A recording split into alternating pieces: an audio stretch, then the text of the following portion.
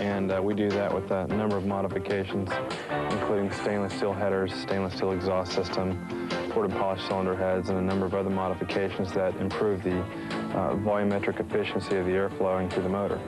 Cette préparation est tout ce qu'il y a de plus classique. On connaît les gains apportés par l'augmentation du rapport volumétrique, le remplacement des culbuteurs d'origine par des culbuteurs montés sur roulement, l'ajout de soupapes plus grosses, tout cela conduit à augmenter le régime maxi.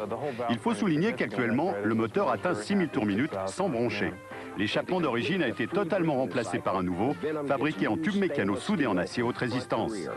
We've got 1 3/4, 30-inch long tuned stainless steel headers, which go into a single 5-to-1 4-inch collector, which is really a unique piece. The only other place you'd see something like that is in Formula One. Exiting out through a full 3-inch manual bent stainless steel exhaust system with twin 4-inch tips in the back. And we run that through a 354 gear in the rear end, and that's what makes us go. Oui, c'est vraiment sans problème si vous parvenez à maintenir l'adhérence avec les pneus BF Goodrich R1 Racing. Ça pousse très très fort. La Venom développe 585 chevaux et la Bagatelle de 90 mètres kg de couple. Vous disposez de toute cette cavalerie sous votre pied droit et ça n'est pas facile à maîtriser. Le pied au plancher, les yeux sur le contour, vous êtes déjà en troisième et ça va vraiment très très vite.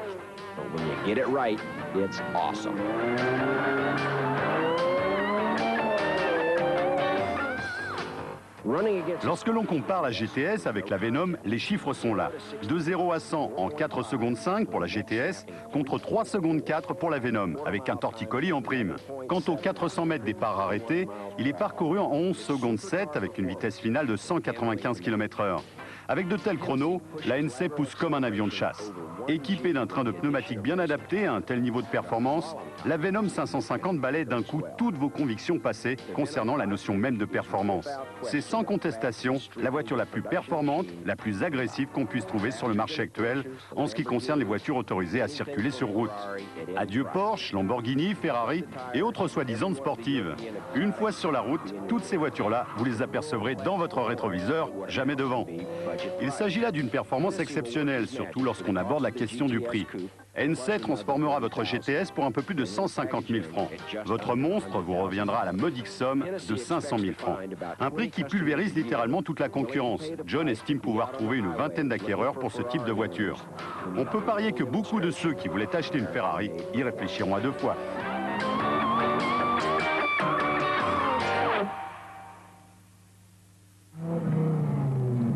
Now, granted, at nearly $100,000, the Venom 550 isn't for everyone.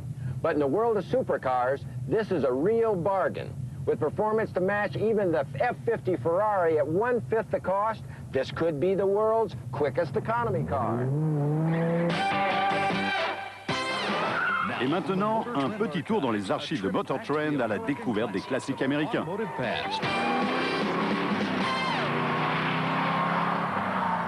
So tell me, what do you think most classic car lovers envision when they see the most interesting, most uniquely built body? I mean, car body, that is. Yeah, there's one. Let's go back to that wonderful world of the Woody.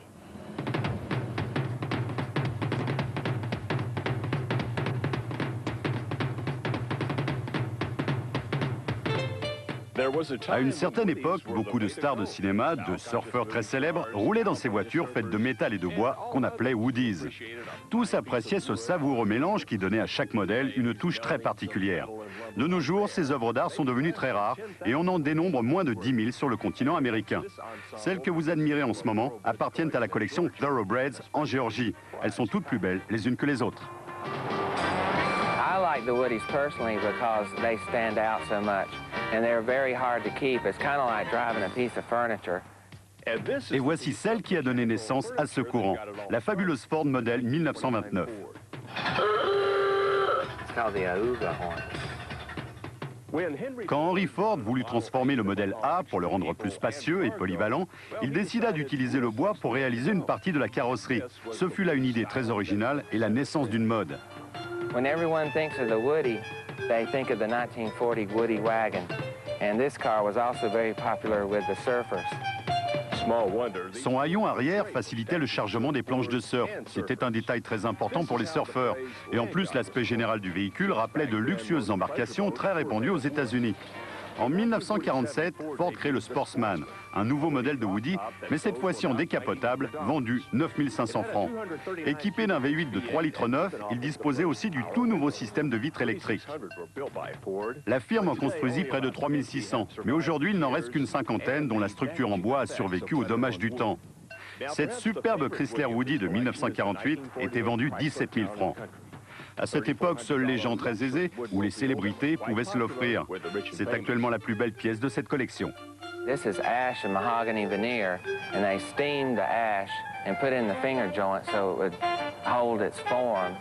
And it was an expensive process. I'm sure that it was more expensive to build these cars than they could sell them for. De nos jours, les chaînes de fabrication seraient bien incapables de produire de tels chefs-d'œuvre. Les voitures d'aujourd'hui doivent pouvoir séjourner sous la pluie sans voir leurs accessoires pourrir à cause de leur fragilité. And they were so hard to maintain that if you still have one, I think you've really got a work of art. The last real Woodies were made around 1950. After that, they used that horrible simulated wood, which goes against the grain of any Woody purist. And after all, who ever heard of knocking on vinyl for good luck?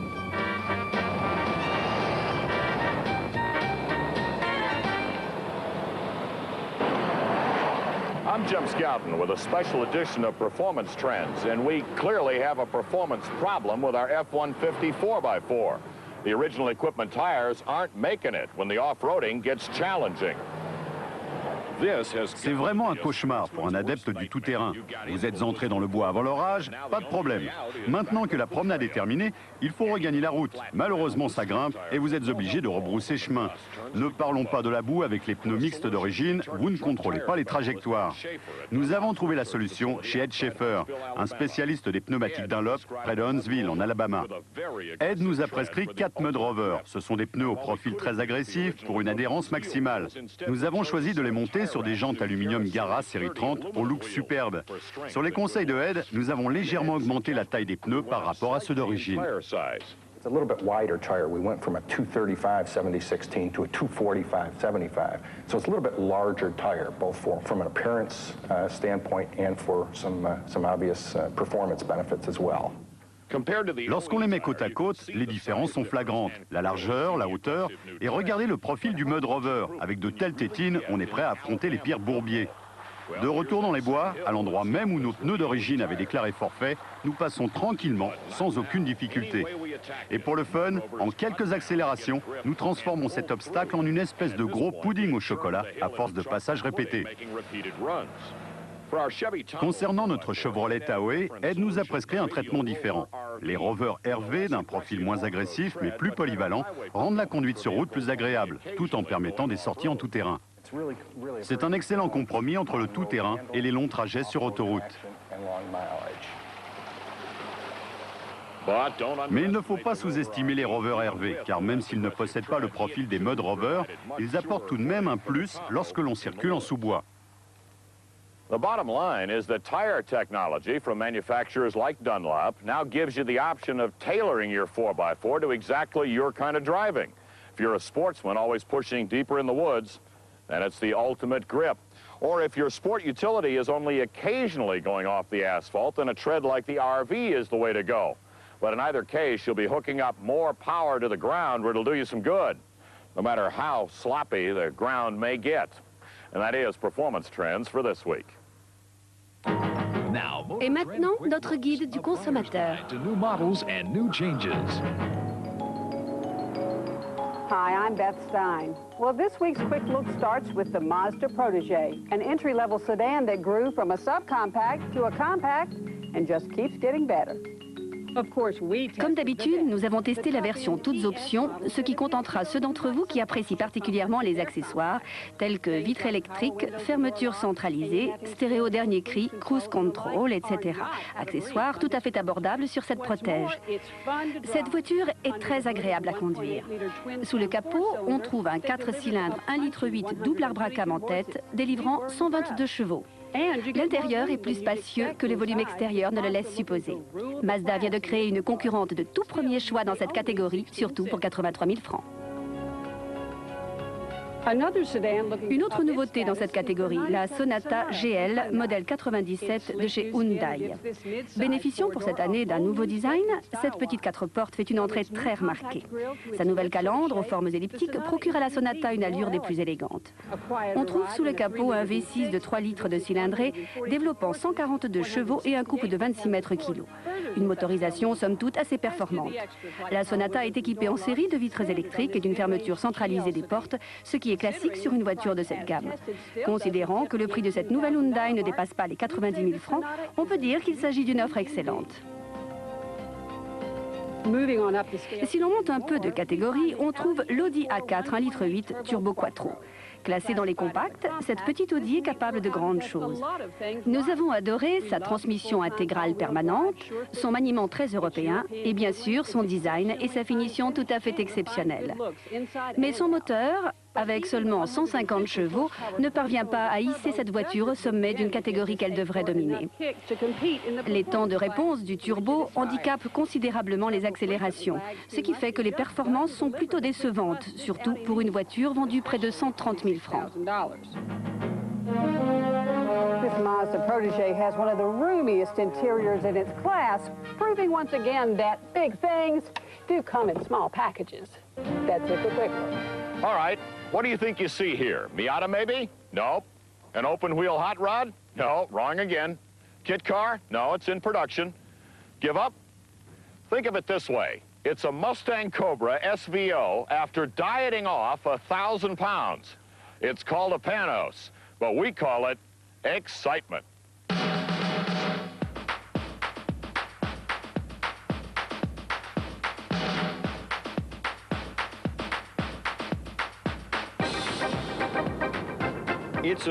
C'est facile, vous allégez la voiture et même en gardant le moteur d'origine, vous obtenez de meilleures performances. Dans le cas qui nous intéresse, on obtient des performances dignes des meilleurs sportives.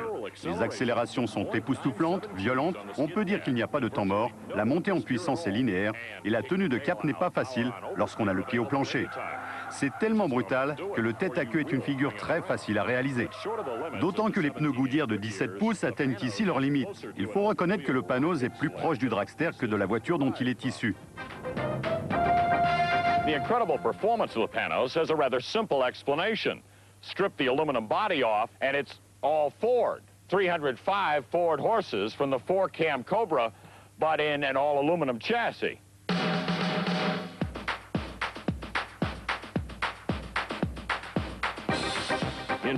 En fait, cette voiture contient une telle quantité d'aluminium qu'on pourrait dire qu'en décidant de construire ce modèle en série, Danny Panos a créé un nouveau concept en matière de fabrication de voitures, et ce, même s'il s'agit de petites séries. Starting with the chassis rails, the engine, items like the steering rack, the transmission, the belt housing, the backbone chassis, all the inner liners, floor pans and sidewalls that will go in here are also aluminum. The seat frames are aluminum. Even part of the steering column casting is aluminum. Certain parts of the rear axle assembly are aluminum. Shock bodies are aluminum. Wheels are aluminum. Fuel cells aluminum. And then going to the outside of the car, you have a windshield frame that is a solid aluminum casting. And of course, all of the outer panels on the car are SPF formed aluminum panels. Tout cela est très allégé, mais néanmoins très rigide. La plateforme est renforcée grâce aux 2 doubles longerons de chaque côté. À l'avant, on trouve une suspension à double triangle superposée, assistée par un couple d'amortisseurs réglables. Le résultat, c'est plus de 110 km/h de moyenne pour effectuer le fameux slalom de 180 mètres de long. Les Porsche et les Ferrari ne font pas mieux. Le moteur, quant à lui, reste d'origine. Il développe une puissance de 305 chevaux et un couple de 46 mètres kilos. Mais comme la voiture pèse 500 kilos de moins, vous n'avez pas besoin d'être un génie pour deviner qu'avec un tel rapport poids-puissance, les performances sont tout à fait exceptionnelles. De 0 à 100 km/h en 4 secondes 7, le 400 mètres départ arrêté en 13 secondes 4 avec une vitesse finale de 165 km/h. En fait, le seul point sur lequel on puisse émettre des critiques, c'est le freinage. Les distances sont vraiment trop longues. Danny Panos reconnaît avoir commis une erreur en ne gardant pas le système ABS de la Mustang, mais il cherche une solution pour y remédier. L'intérieur du bolide est recouvert de cuir. C'est un cockpit, prévu pour 2 personnes, plutôt confortable lorsqu'on aime rouler cheveux au vent. Cela dit, il existe une capote disponible en option. Les divers indicateurs, les commandes de climatisation, ainsi que le sélecteur de vitesse sont directement issus de la Mustang Cobra. Rappelons que seule la capote est en option. Tous les autres équipements, comme l'air climatisé ou la direction assistée, sont de série. Quant aux freins, il vaut mieux les oublier. La maintenance du Panos peut être faite dans tout le réseau Ford. Néanmoins, Danny s'est assuré le concours de Rush Racing, célèbre pour ses accessoires, ses jantes, mais surtout pour son réseau de revendeurs qui d'ailleurs seront les seuls autorisés à commercialiser le Panos. Danny envisage d'en construire une centaine par an, destinée à ceux qui désirent acquérir un véritable missile. Il leur faudra quand même garder un œil sur le train avant et sur le freinage, et il leur faudra aussi accepter de débourser la somme rondelette de 280 000 francs. Eh oui, c'est le prix du modèle que nous avons essayé. There's no question the Panos is a pure sports car in the same class as, say, a Cobra or a Viper Roadster. Cars that really can't be used for anything but blasting down your favorite back roads. And at $56,000, it's not cheap. But in that special group of enthusiast cars, the Panos is a certified performance bargain.